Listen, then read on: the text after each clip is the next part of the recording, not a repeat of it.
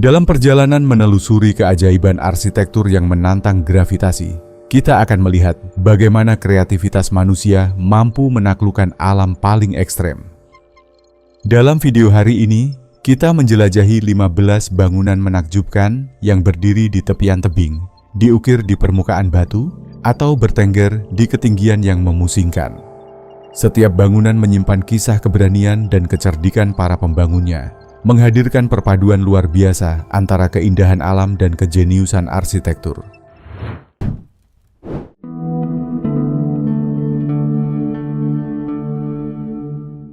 Di Lhasa, Tibet, Istana Potala adalah sebuah benteng spiritual dan administratif raksasa yang mendominasi cakrawala dari lereng Marpori atau Bukit Merah. Berdiri di ketinggian sekitar 3.700 meter, istana ini dibangun di sepanjang lereng curam, membuatnya tampak seolah tumbuh secara organik dari gunung itu sendiri. Skalanya yang luar biasa menjadikannya salah satu kompleks arsitektur berbasis tebing yang paling megah di planet ini. Meskipun sejarah situs ini dimulai pada abad ke-7, kompleks kolosal yang kita kenal sekarang sebagian besar merupakan karya Dalai Lama kelima pada abad ke-17. Pembangunan dimulai dengan Istana Putih pada tahun 1645 sebagai pusat administrasi dan kediaman musim dingin, kemudian diikuti oleh Istana Merah yang didedikasikan untuk studi keagamaan. Struktur ini adalah sebuah kota vertikal setinggi 13 lantai dengan lebih dari 1.000 ruangan, termasuk kuil, aula, dan makam Dalai Lama. Dinding batunya yang besar, dengan ketebalan beberapa meter di bagian dasar, dirancang untuk menahan aktivitas seismik. Setelah Dalai Lama ke-14 meninggalkan Tibet pada tahun 1959, istana ini diubah menjadi museum dan diakui sebagai situs warisan dunia UNESCO pada tahun 1994. Fitur yang paling memukau adalah bagaimana dinding putih dan merahnya tampak menyatu dengan bebatuan di bawahnya, seolah menjadi puncak dari bukit itu sendiri.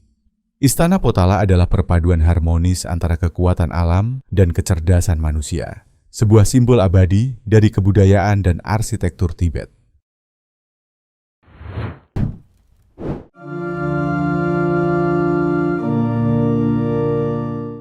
Tersembunyi di dalam pegunungan Pontik yang megah di timur laut Turki, Biara Sumela atau Biara Perawan Maria adalah sebuah keajaiban arsitektur yang menempel pada permukaan tebing vertikal. Berada di ketinggian 1.200 meter, biara ini tampak seolah muncul dari tebing yang menghadap ke Taman Nasional Altendere, menciptakan salah satu pemandangan bangunan keagamaan paling dramatis di dunia. Menurut tradisi, fondasinya diletakkan pada abad ke-4, pada masa Kekaisaran Bizantium. Namun, masa keemasannya tiba pada abad ke-13 dan ke-14 di bawah Kekaisaran Trebizond, yang dukungan finansialnya memungkinkan biara ini berkembang pesat. Pembangunannya merupakan sebuah tantangan rekayasa yang luar biasa. Arsiteknya tidak membangun di atas gunung, melainkan bersama gunung.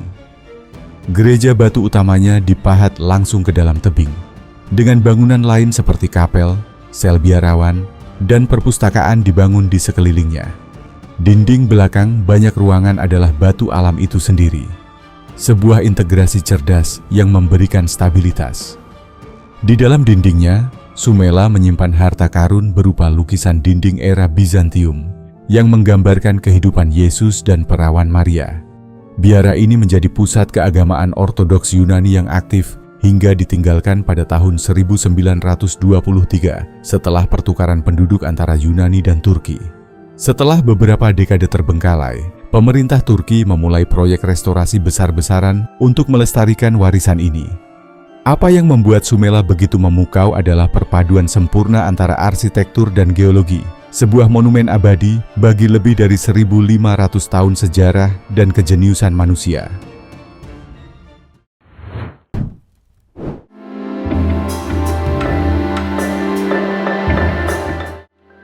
Di lembah Paro yang subur di Bhutan, Biara Paro Taksang, yang lebih dikenal sebagai sarang harimau, bertengger secara dramatis di tebing granit yang nyaris vertikal, sekitar 900 meter di atas dasar lembah. Dindingnya yang bercat putih dan atapnya yang keemasan tampak menempel mustahil di permukaan batu, menjadikannya salah satu ikon paling terkenal dari negara Himalaya tersebut. Kisah suci tempat ini berawal pada abad ke-8, ketika Guru Padmasambhava konon terbang dari Tibet ke tebing ini di punggung seekor harimau betina. Di sebuah gua di tebing inilah ia kemudian bermeditasi untuk menaklukkan roh-roh jahat, menjadikan lokasi ini sakral. Berabad-abad kemudian, pada tahun 1692, di bawah kepemimpinan Gyaltse Tenzin Rabgye, kompleks biara yang kita lihat hari ini dibangun di sekitar gua suci tersebut. Kompleks ini terdiri dari beberapa kuil dan ruang meditasi yang saling terhubung oleh tangga batu dan jalan setapak kayu. Akses menuju biara tetap menjadi sebuah ziarah tersendiri, memerlukan pendakian curam selama beberapa jam. Pada tahun 1998, biara ini mengalami kebakaran hebat, namun berhasil dipulihkan secara besar-besaran dengan metode tradisional dan selesai pada tahun 2005. Kini, sarang harimau kembali berfungsi penuh sebagai pusat keagamaan. Yang membuatnya begitu mengesankan bukanlah sekadar lokasinya, melainkan bagaimana arsitekturnya menyatu secara harmonis dengan alam. Sebuah representasi sempurna dari pengabdian spiritual dan kejeniusan manusia.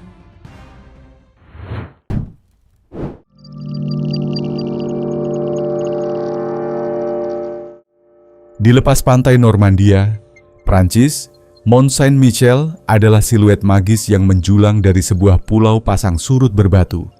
Lokasinya yang unik di tengah teluk dengan pasang surut paling ekstrem di Eropa, membuatnya terisolasi oleh air saat pasang dan dikelilingi hamparan pasir saat surut. Biara megah ini berdiri angkuh di puncak singkapan granit, sekitar 80 meter di atas permukaan laut. Kisah Mont Saint-Michel dimulai pada tahun 708 Masehi, ketika Uskup Aubert diperintahkan oleh Malaikat Agung Mikael untuk membangun sebuah tempat suci di puncak pulau. Apa yang dimulai sebagai kapel sederhana berkembang menjadi biara Benediktin yang berpengaruh melalui pembangunan besar-besaran dari abad ke-10 hingga ke-16. Para arsitek abad pertengahan mengatasi tantangan pulau yang kecil dan curam dengan membangun secara vertikal, menciptakan serangkaian bangunan yang ditumpuk dan seolah memanjat batu granit. Di puncaknya berdiri gereja biara, dengan menaranya yang runcing, terlihat dari jauh. Salah satu pencapaian arsitektur yang paling mengagumkan adalah La Merveille, sebuah tambahan bergaya gotik yang dindingnya tampak menyatu dengan tebing. Selain sebagai pusat keagamaan, Mont Saint-Michel juga merupakan benteng tangguh yang tak terkalahkan selama Perang 100 tahun. Setelah sempat menjadi penjara, upaya restorasi besar mengembalikan kemegahannya. Ditetapkan sebagai situs warisan dunia UNESCO pada 1979. Komposisi vertikalnya yang membungkus batu menciptakan piramida ikonik yang seolah muncul dari lautan.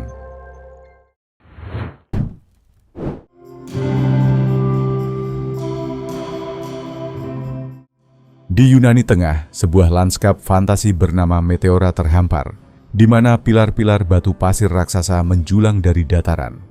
Di puncak salah satu formasi yang paling dramatis, berdirilah biara Tritunggal Maha Kudus, tampak seperti mahkota kecil di atas menara batu alam yang menentang logika. Didirikan sekitar tahun 1475, biara ini merupakan jawaban para biarawan atas ketidakstabilan politik pada masa itu. Mereka mencari tempat yang damai untuk berdoa sekaligus aman dari serangan, dan pilar-pilar meteora yang terpencil memberikan pertahanan alami yang sempurna. Pada masa-masa awal, akses menuju biara sangat berbahaya. Hanya bisa dilakukan melalui tangga tali atau jaring besar yang ditarik ke atas dengan katrol. Metode ini yang digunakan selama berabad-abad menuntut keyakinan dan keberanian yang luar biasa. Setiap batu dan balok kayu untuk konstruksi harus diangkut satu persatu ke ketinggian 400 meter. Berbeda dari struktur lain yang dipahat ke dalam batu, biara ini dibangun seluruhnya di atas puncak pilar yang relatif kecil, menuntut desain yang sangat padat. Saat ini, pengunjung dapat mencapainya dengan mendaki 140 anak tangga yang dipahat ke sisi batu. Biara ini meraih ketenaran internasional setelah menjadi lokasi syuting film James Bond For Your Eyes Only. Sebagai bagian dari situs warisan dunia UNESCO, biara Tritunggal Maha Kudus adalah bukti menakjubkan tentang bagaimana pengabdian spiritual mendorong manusia untuk beradaptasi dengan lanskap paling ekstrem.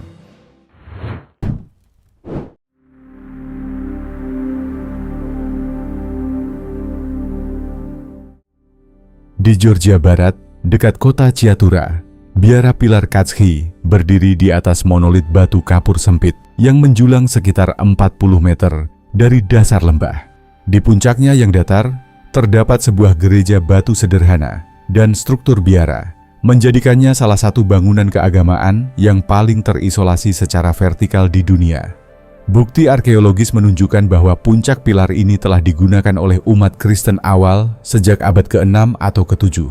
Namun, struktur gereja yang ada saat ini berasal dari abad ke-9 atau ke-10. Kapel di puncak didedikasikan untuk Maximus sang pengaku iman. Selain kapel, ditemukan juga sisa-sisa ruang bawah tanah dan gudang anggur yang menandakan bahwa para biarawan pernah tinggal di sana untuk waktu yang lama. Yang membedakan biara Katski adalah penempatannya yang unik. Tidak seperti struktur yang dibangun di sepanjang atau diukir di tebing, biara ini terletak sepenuhnya di puncak kolom batu yang terisolasi dan berdiri bebas. Tujuan membangun di lokasi se-ekstrem ini terutama bersifat spiritual, mengikuti tradisi monastik Kristen awal yang mencari pemisahan fisik dari masyarakat, mirip dengan praktik para Stylite yang tinggal di puncak pilar untuk berdoa. Akses ke puncak secara historis sangat sulit, kemungkinan menggunakan tangga tali atau kayu. Saat ini, tangga logam telah dipasang, tetapi akses ke puncak sangat dibatasi dan umumnya hanya untuk para pendeta. Setelah sempat ditinggalkan, upaya restorasi dimulai pada tahun 1990-an. Kini, biara Katski menjadi contoh langka perpaduan geologi dan arsitektur, sebuah bukti rekayasa luar biasa yang membutuhkan pengangkutan material ke puncak tanpa mesin modern.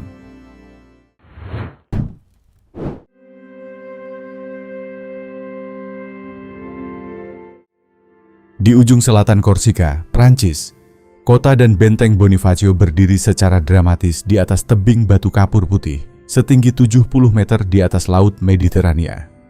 Didirikan pada tahun 828 Masehi, lokasi di semenanjung sempit ini dipilih karena keunggulan pertahanan alaminya, dengan tebing curam di tiga sisi menjadikannya benteng yang nyaris tak tertembus. Selama berabad-abad, terutama di bawah kendali Genoa, Bonifacio berkembang menjadi benteng militer dan maritim yang penting. Yang membuatnya begitu menakjubkan adalah bagaimana bangunan-bangunannya diposisikan langsung di tepi tebing, seolah-olah menyatu dengan geologi. Rumah-rumah dan benteng-benteng tampak berada di ambang jurang, dengan erosi terus-menerus mengikis batu di bawahnya, yang memerlukan pekerjaan penguatan berkelanjutan untuk memastikan stabilitas. Dari laut, kota ini tampak menjulang langsung dari batu putih tanpa pemisahan yang jelas. Salah satu fitur paling menarik adalah Tangga Raja Aragon, sebuah jalur curam dengan 187 anak tangga yang diukir langsung ke sisi tebing. Meskipun legenda mengatakan tangga itu dibuat dalam satu malam, kemungkinan besar tangga itu dibangun untuk menyediakan akses strategis ke sumber air tawar di bawah. Fitur ini menunjukkan adaptasi cerdik penduduk terhadap lanskap batu yang ekstrem. Kini, kota tua Bonifacio tetap dihuni dan menjadi tujuan wisata utama.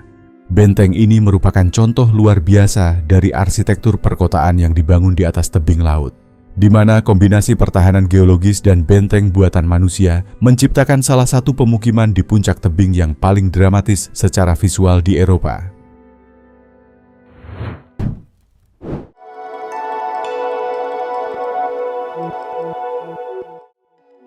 Di Slovenia Barat Daya, tersembunyi di tengah tebing batu kapur, setinggi 123 meter, Kastil Predjama yang seperti dongeng tampak menyatu sempurna dengan mulut sebuah gua raksasa. Meskipun benteng-benteng sebelumnya telah ada sejak abad ke-13, struktur yang terlihat hari ini sebagian besar berasal dari abad ke-16 dan merupakan salah satu contoh benteng paling cerdik yang pernah diintegrasikan ke dalam formasi batuan alami. Kastil ini paling terkenal karena hubungannya dengan ksatria pemberontak legendaris dari abad ke-15, Erazem dari Luek. Ia menggunakan kastil ini sebagai markasnya yang tak tertembus selama pengepungan panjang oleh pasukan kekaisaran. Kejeniusan desain kastil ini terletak pada integrasinya dengan sistem gua yang luas di belakangnya. Erazem memanfaatkan jaringan lorong rahasia ini untuk menyelundupkan pasokan, memungkinkannya bertahan lebih dari setahun sambil mengejek para pengepungnya. Para pembangunnya bekerja sama dengan geologi alam. Bagian belakang kastil secara harfiah adalah gua itu sendiri, memberikan perlindungan sempurna. Fasad depannya tampak seolah tumbuh dari tebing, sementara di bagian dalam, kamar-kamar dan lorong-lorong diukir langsung ke dalam batu kapur, termasuk poros vertikal yang berfungsi sebagai jalur keluar rahasia. Dengan tebing yang melindungi tiga sisinya, kastil ini hampir mustahil ditaklukkan. Saat ini, Kastil Prejama berfungsi sebagai museum yang memukau, sebuah bukti kecerdikan para arsitek yang melihat gua bukan sebagai rintangan, melainkan sebagai sekutu terkuat mereka.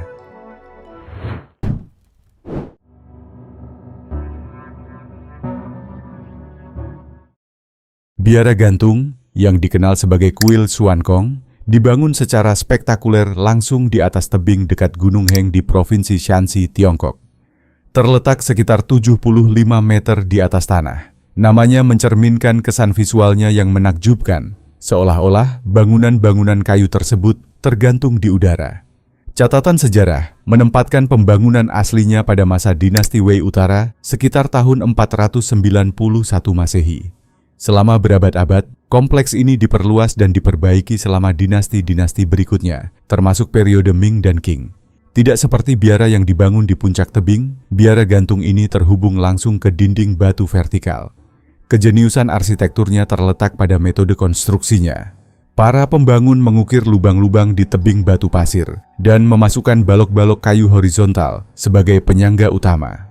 Balok-balok yang tertanam di dalam batu inilah yang menopang seluruh beban struktur, sementara pilar-pilar kayu vertikal yang terlihat di bawahnya hanya berfungsi sebagai penstabil tambahan. Desain ini secara efektif menempelkan biara ke tebing, alih-alih membangunnya dari bawah ke atas. Kompleks ini terdiri dari sekitar 40 ruangan yang dihubungkan oleh jalan setapak dan tangga kayu yang sempit. Secara unik, di dalamnya terdapat altar dan patung yang mewakili tiga tradisi agama sekaligus, Buddhisme, Taoisme, dan Konfusianisme. Lokasi di tebing ini dipilih untuk memberikan perlindungan dari banjir musiman di lembah di bawahnya. Selain itu, tebing yang menjorok di atasnya juga melindungi bangunan dari hujan dan sinar matahari langsung, yang berkontribusi pada keawetannya selama lebih dari 1.500 tahun. Integrasi langsung dengan dinding batu yang hampir vertikal ini menjadikan biara gantung salah satu struktur sisi tebing yang paling khas dan mengagumkan di Asia Timur.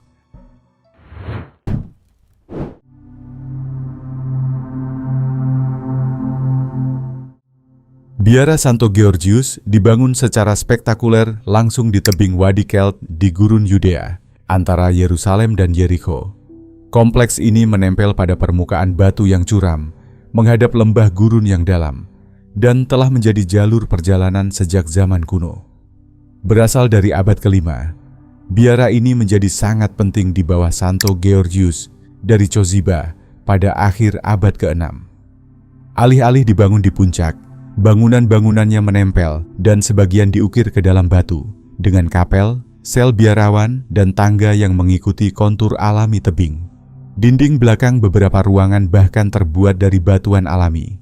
Lokasi ini dipilih oleh para biarawan Kristen awal untuk mencari isolasi spiritual dan perlindungan, serta karena adanya mata air abadi di dekatnya. Meskipun lokasinya memberikan keamanan, biara ini telah menghadapi banyak tantangan, termasuk kehancuran selama invasi Persia pada tahun 614 Masehi dan kerusakan akibat gempa bumi. Akibatnya, struktur yang ada saat ini merupakan hasil dari banyak fase rekonstruksi. Saat ini, biara ini masih dihuni oleh para biarawan Ortodoks Yunani dan tetap menjadi situs keagamaan yang aktif, dapat diakses oleh pengunjung melalui pendakian. Dengan dindingnya yang bercat putih seolah menggantung langsung dari batu, Biara Santo Georgius adalah contoh luar biasa dari arsitektur yang terintegrasi penuh dengan lingkungan tebing.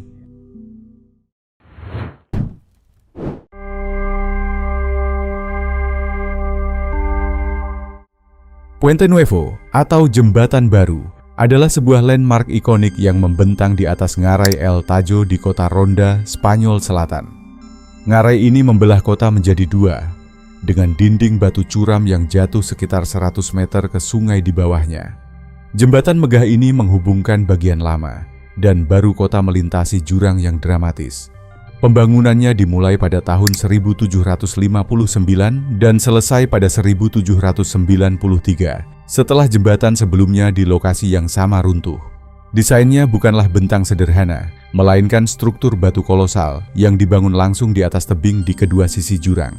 Dengan lengkungan tengah setinggi 98 meter, jembatan ini lebih menyerupai gerbang benteng daripada jembatan biasa.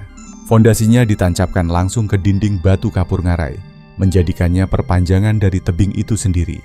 Batu untuk konstruksinya bahkan digali dari dasar jurang, dan warnanya menyatu sempurna dengan lanskap sekitarnya. Struktur ini juga mencakup ruangan-ruangan di bagian tengah yang pernah digunakan sebagai penjara. Meskipun dibangun setelah periode abad pertengahan, bentuknya yang masif mencerminkan kebutuhan kota akan koneksi yang aman. Puente Nuevo adalah contoh luar biasa dari rekayasa skala besar yang tidak menghindari medan yang sulit, melainkan mengintegrasikannya ke dalam arsitektur kota. Hasilnya adalah jembatan yang tidak hanya membentang di atas jurang, tetapi juga menjadi bagian tak terpisahkan dari lanskap itu sendiri.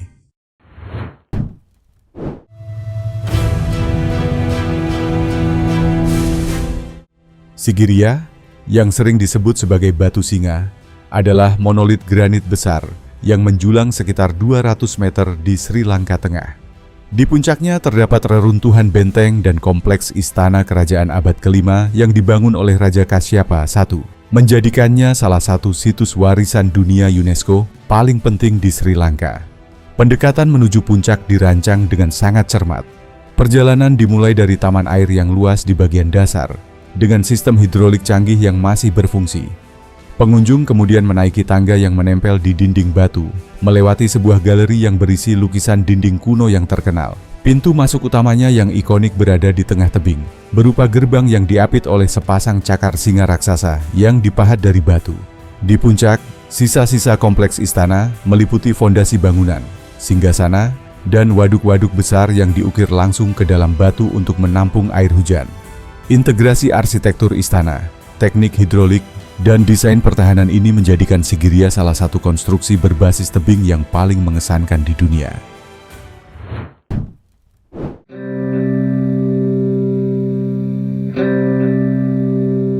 Rocamadour adalah sebuah situs ziarah abad pertengahan yang dibangun secara spektakuler di sepanjang tebing batu kapur di barat daya Prancis, menjulang di atas ngarai Sungai Alzou.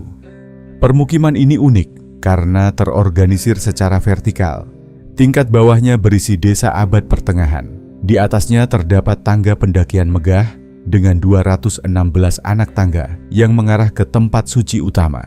Di tingkat tengah ini, serangkaian kapel dan basilika, termasuk Basilika Santo Xavier dan Kapel Notre Dame, dibangun langsung di tebing.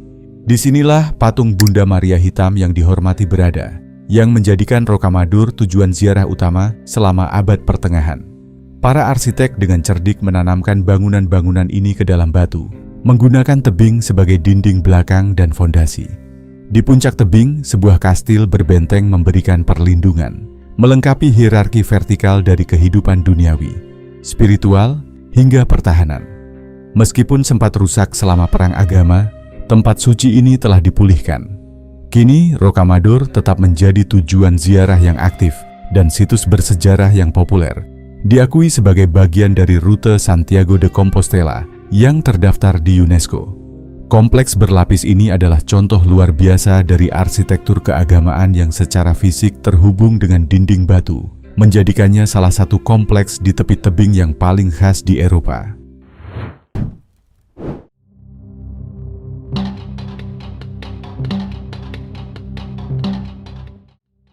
Biara Taungkalat berdiri secara spektakuler di atas sumbat vulkanik curam di dekat Gunung Popa, Myanmar Tengah. Singkapan batuan ini menjulang sekitar 250 meter di atas dataran sekitarnya, dengan kompleks biara yang tersusun di puncaknya yang sempit. Situs ini sangat penting dalam tradisi spiritual Burma, dianggap sebagai rumah bagi Nats atau roh, dan menjadi pusat di mana pemujaan Nat dan praktik Buddha beririsan secara unik. Tidak seperti benteng militer, tujuan utama Taungkalat adalah sebagai tempat retreat spiritual.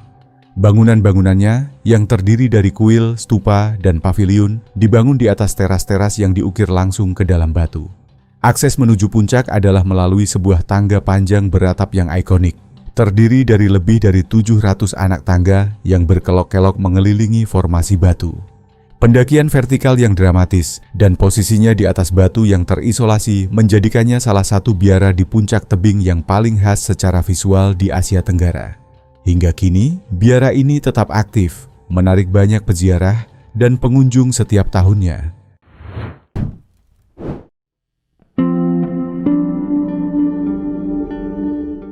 Masada adalah sebuah benteng kuno yang dibangun di atas dataran tinggi berbatu terisolasi yang menghadap ke Laut Mati di Israel Selatan. Dibentengi secara luas oleh Raja Herodes Agung antara tahun 37 dan 31. Sebelum Masehi, situs ini memanfaatkan tebing curam di sekelilingnya sebagai pertahanan alami yang nyaris tak tertembus. Herodes membangun istana-istana mewah, termasuk Istana Utara yang spektakuler yang dibangun di atas 3 teras menuruni tebing, serta gudang-gudang besar dan sistem pengumpulan air yang canggih untuk menjadikannya benteng yang mandiri. Benteng ini paling terkenal karena pengepungan dramatisnya oleh pasukan Romawi pada tahun 73 Masehi selama Perang Yahudi-Romawi pertama.